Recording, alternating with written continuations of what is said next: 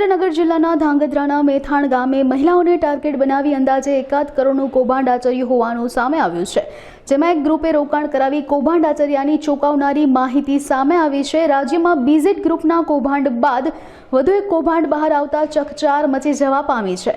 આ કૌભાંડનો એક જ ગામની 100થી વધુ મહિલાઓ શિકાર બની હોવાનું સામે આવ્યું છે। તેમજ આ સ્કીમને 6 વર્ષ વીત્યા બાદ રોકાણકાર મહિલાઓ એમના રૂપિયા 98,000 પાછા લેવા જતા ઓફિસે તાળું હોવાની સાથે એજન્ટોએ પણ ઊંચા હાથ કરી દીધા હોવાના આક્ષેપો કરાયા છે। તેથી મહિલાઓ દ્વારા તાલુકા પોલીસ મથકે ફરિયાદ નોંધાવતા પોલીસે તપાસ હાથ ધરી છે। મારું ગામ મેથાણ, મારું નામ લલિતાબેન।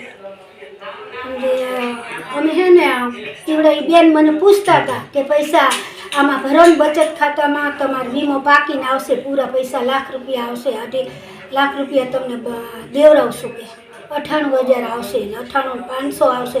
કીધું હારું હાલ ને। તો મેં વળી ખેતીમાં બચત કરી થોડા ભેરા કર્યા હતા।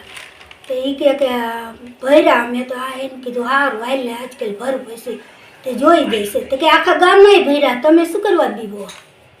મેં કીધું હારું હાલો, અરે બધાને ભર્યા। પછી એમ કરતાં 4 વર્ષ મેં ભર્યા। મેં કીધું મારા આગળ પૈસા હે નહીં, અમારા આજની ઢગમાં વહી ગયા હતા। હું કીધું હવે ક્યાંથી લાવું? કીધું છોકરાને મને વઢે, કીધું મારે નથી ભરવું। મને નહીં, હું 12 કિસ ભરતી હતી, 12,000 થાય અને 2,000 શેરના ભર્યા।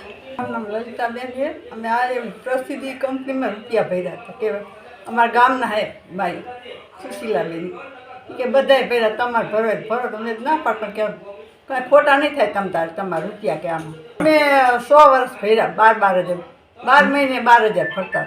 ટાઈમ પૂરો થઈ ગયો તો હજી કે આવશે તમારે આવશે, પણ પૈસા આવ્યા પછી 12 મહિના એલા ભર્યા પછી એ કંપની 12 મહિના થઈ ગયા તો હજી ના આપતા। બંધ છે ઓફિસ, ઘણી બધી ટ્રાય મારી પણ કે બધે બંધ જ કે।